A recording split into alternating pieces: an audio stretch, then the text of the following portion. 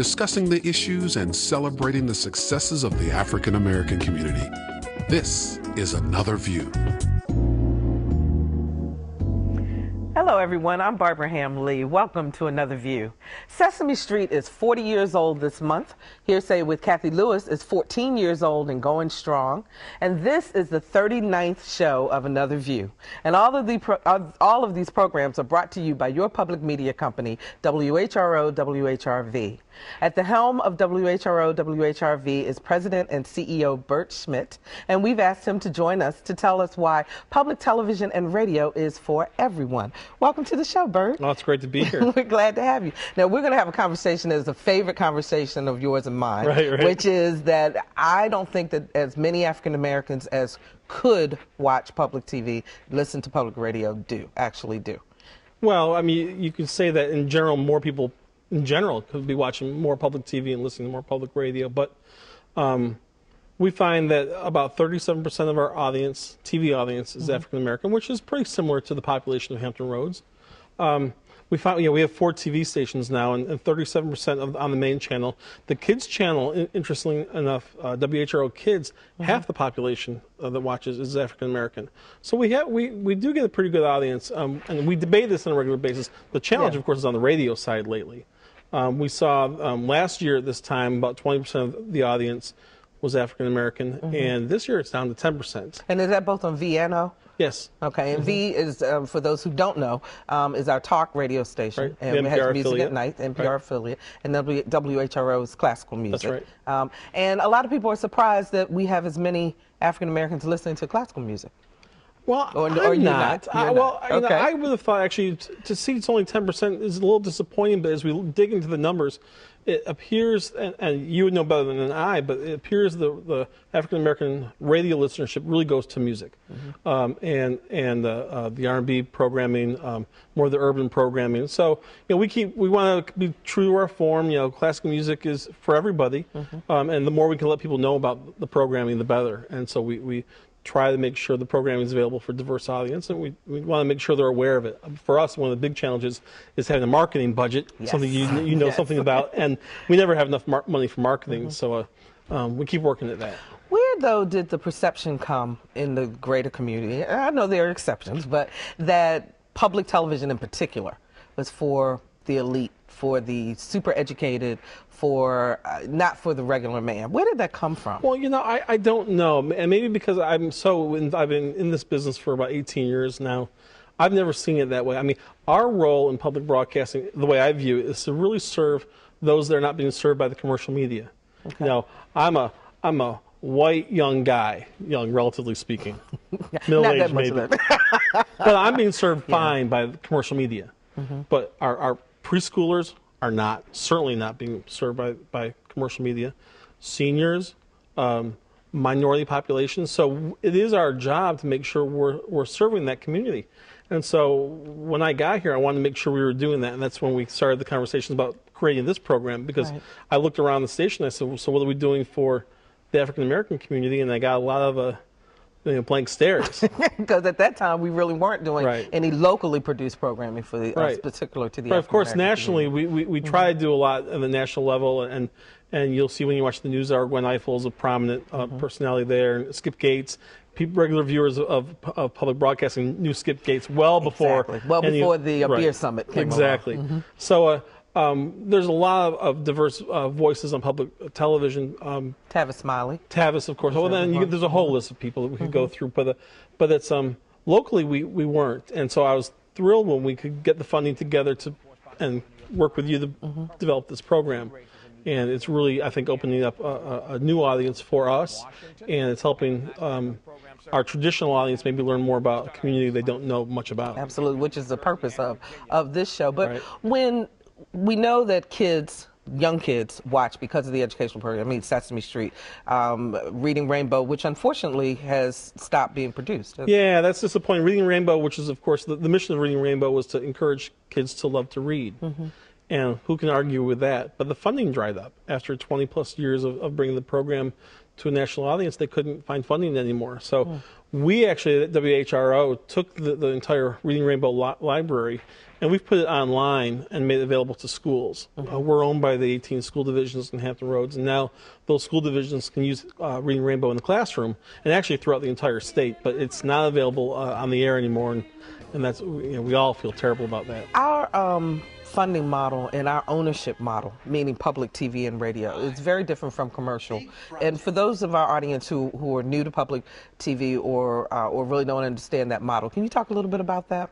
Well, in general, I mean, public broadcasting in general are nonprofit organizations. They're either your typical 501c3, they may be owned by the state, they may be owned by a university. In our case, we're owned by the 18 school divisions in the region. And we're unique in that. We're the only one in the country that has that ownership model. But instead of having commercials, while we do have underwriters, we have members. That's the main source of our revenue. We have over 20,000 families who give us support. I'm not trying to get into a pledge pitch right now because we do enough of that. But it is different because our focus is the mission of public media, which is to bring programs like this that may not have a lot of commercials on them and bringing us millions of dollars, but it serves the audience, it serves the people of Hampton Roads, and they're all locally owned, which is I think very important because the decisions made here, whether it's me or you or others in the building, I mean they're made here. PBS and NPR, they just provide us programs upon our request. PBS and NPR do not own us. That's they do not really own us. important. They provide programs to us. With PBS, we become a member of PBS, and then we pay them a large fee, and we get their entire library. On the radio side, we buy specific programs. We're members of NPR, but then we buy specific programs. But it's all decided locally. What people see and hear on our air is decided locally. We can't blame anybody else. If it's gone on our air, you can give us the credit or give us the blame, but it's made, look at the commercial stations, and while they're great, and I love what's on many commercial stations, the decisions generally aren't made locally what they're going to put on the air. Exactly. Now, but it is a trend that usually the kids start out to preschool age children to about 7 or 8, roughly. And so their parents watch because they know that that's safe programming for them. They're watching. But then we kind of lose an audience for a stretch of time. Yeah, my kids are in that journey. I have a 12-year-old daughter and a 10-year-old son, and they're not feeling Sesame Street anymore, huh? Well, no. Well, it's funny. I kid with them once in a while. We'll turn on Sesame Street or one of the programs, and they'll get into it. But their general viewing habits tend to go towards the Hannah Montanas and the Jonas Brothers and that kind of program. And that's fine, I guess. There could be worse, but it's not what we bring to an audience. What we bring to, especially preschoolers, and we've had a lot of conversations about should we try to age up the programming to hit that, but I want to make sure that kids are ready when they go to school. And studies have shown regularly that the children that watch public television as preschoolers do better in school. And I think that's so critically important. So if we were to try to move away from that and try to work on an audience that Disney and Nick and others are already serving, sure. Yeah, I'm okay with it to be focused on preschoolers. But how do we get them back? Once they become, mainly they come back when they become parents. Generally, that's the case. We wait when people become parents in their 20s or 30s, whenever that may be.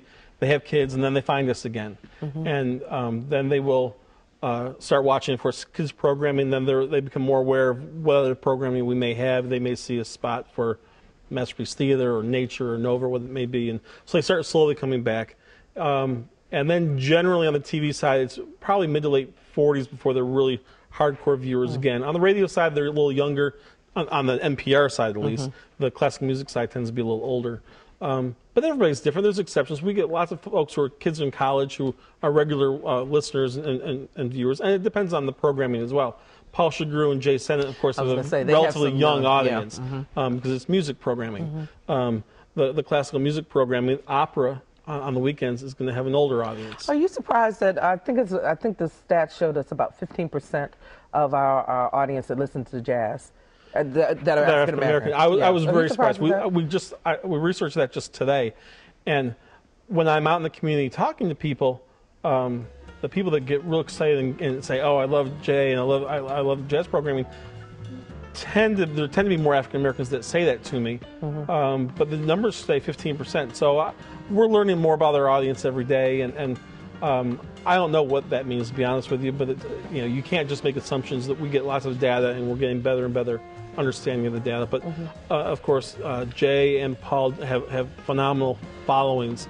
Yes, they do. Yeah, as we see that we had a recent radio drive which broke records, and those two, as well as the entire radio staff, did a great job with that campaign. We have a wonderful following. Public television was started back in the 60s, if I'm not mistaken, as a purpose to do what? Well, in Hampton Roads, what happened is Norfolk and Hampton schools got together and said, let's use this new technology called television to do distance learning. And so they would come in this studio, they'd stick a teacher here with a blackboard, and they would teach. And then they could use, in the classrooms, they could use, lots of different kids could watch this teacher teaching. It developed over time. It wasn't PBS. It was just educational television. That's where the Hampton Roads Educational Telecommunications Association. That's where Heretta comes from. Yes. And so PBS came in the late 60s, and then came Sesame Street and all the great programming that developed over time. But education has always been truly core in our DNA. But on a national scale, PBS funding is in trouble. On our state scale, PBS or public television funding may be in trouble. We don't know moving forward, but we've had cuts and so forth. Is there a difference in philosophy nationally that maybe we don't need PBS as often, or we don't need public media as often? Nationally, I think we're in relatively good shape. I mean, public broadcasting in America does not get nearly the funding that any other industrialized nation has. I mean, we're so poorly funded, it's a shame for what we could be. If you look at Britain or Canada or Japan or Germany, you can go on, list all the countries, and they get so better funded. But for what the funding we get, which is like $1 and change per person in this country, I think they get a great value, and studies regularly show that public broadcasting, generally tied with the military, are considered the best value for the dollar. So I think we do a pretty good job. So our funding situation at the federal level's okay. We haven't grown. We haven't been cut recently. The state level, we'll see. We just had an election, and we'll see what happens. I hope people realize how important we are to the schools. We save, for every dollar invested in WHRO, for example, the schools get a savings of $6 for every dollar. Per student. Well, per dollar invested, they get $6 back. Wow. And I actually speak to all the school boards in Hampton Roads over a 2-year period and explain that to them. And so we document that very, very clearly, that we save the taxpayers in Hampton Roads money. One thing I've noticed, Bert, is that when we do fundraising time, when it's time to raise money for the station, and particularly in February, for example, Black History Month, there are a lot of programs that are geared specifically to the African American community. And people tend to call in, they tend to join because there's a premium or there's a DVD they want or so forth and so on. But then I see it kind of fall. I'm wondering about the continuation of their membership. And how do we convince the minority community that being a member is worthwhile? Well, it's always a challenge. I mean, it's a challenge, one, to get somebody to get to the phone and become a member. It's as big a challenge as to get somebody to continue to be that member. And it's something we have to make sure that they feel that the hard-earned dollars that they take and they give to us, that they're getting value. And we have to communicate that better. We have to make sure we have to listen clearly to what people want. And I think programs like this can do that. We're 8 or 9 months into this program, and I think we're seeing. We're going to make some adjustments, but I think we're seeing that we're listening to what people in Hampton Roads want and trying to provide that to them. And only with their support can we do that. So they've got to also give to. Now, there are some changes coming to Another View. There are. You want to talk about it? Well, we've been looking at the numbers, and we look at the success, and the program has been great. You've done a great job, and Thank you. The crew. But we're going to move it into the Friday night time block. Thursdays open with This Old House, and then go to Another View. It's not a real good flow, and flow is an important thing with TV, where you want programs of a similar nature, and so it's a kind of jarring to go from a home repair to this program.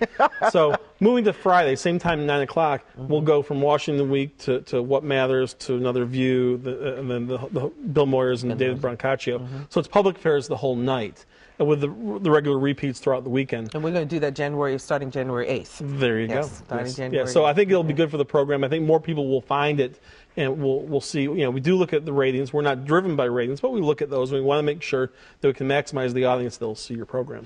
Now, one of the things about public television is also, and I talk about television because we're on television here, but we get a lot of proposals from people. Everybody has a show. Yes. Yes, because one of my jobs is to screen those proposals and take a look at that. But can you give people a sense of what it is, since we get such a wide range of ideas and so forth, the type of programming that would work for us? And we have to be blunt. Money comes, money helps. Yeah, it does. I mean, I'll probably get 2 or 3 proposals a week, and you get a bunch. And between the two of us, we often will sit down and go through these proposals. And many are great ideas, but they're financially not feasible. I mean, we are not a rich organization, so if people have these great ideas, but they have to going out and doing the shooting, you generally would have to hire staff. It's expensive, and so programs that come with at least an idea of how to bring the money in help a lot.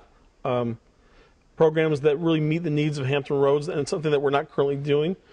For example, we did the documentary that you and Lisa worked on last year, Norfolk 17. Yes. So we find, rather than trying to internally come up with an idea, if the community can tell us of an idea and perhaps help with partnering, in that case we had partners for the Norfolk 17 that really helped make that program possible. When people come to us, if they have ideas of partners or that can bring either helping with the content, helping with the funding, if they can bring more than just the idea, it'll help get that program on the air. But I would tell you, 95% of the proposals just aren't going to get on the air because it's just we don't have that capacity. We just don't have the capacity to do that. One area we didn't talk about is our website, because we have a very robust website, and people can come to us. They can see our shows. We stream all of our shows. That's right. You've been the catalyst to drag all of us, including myself, into the 21st century in terms of using the web. So talk about your philosophy. The web, of course, has exploded, and yes, I've been one of those tech geeks, I guess, who uses it regularly. I mean, this program is available online. All the episodes are available online, and often, I'm out of town a lot, and often I'll catch the show through the video podcast, and I have Apple TV at home, and I'll watch it that way. So, and you've heard those stories from people out of town. Anybody in the country can watch this show. Yes. They don't have to get the broadcast. I actually was out of town a couple of weeks ago, and someone actually recognized me. Is that right? Yeah.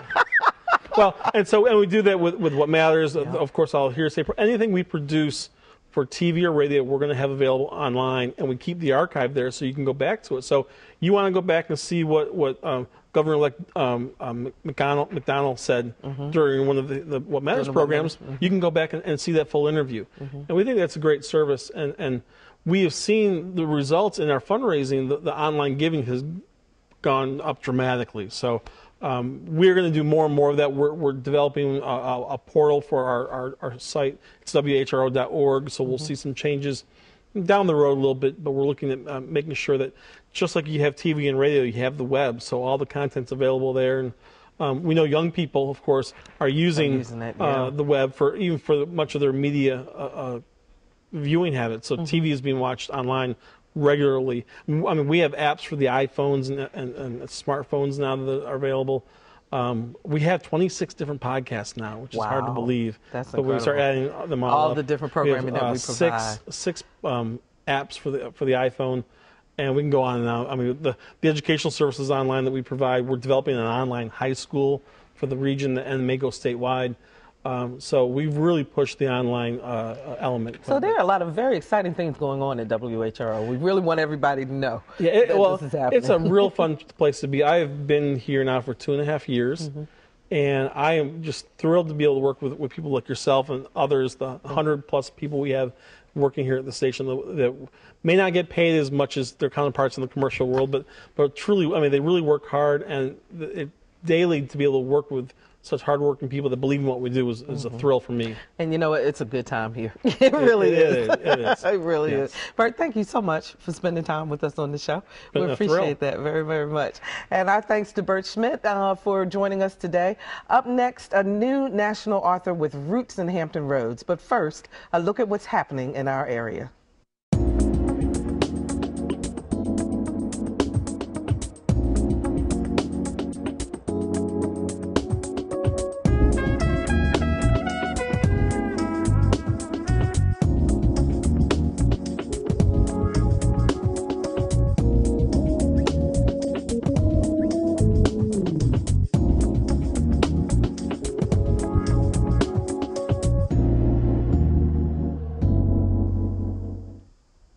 He's not even 30 years old, but Jerron Duvalier has already written 3 books and a screenplay, and in which he produced, directed, and is the star.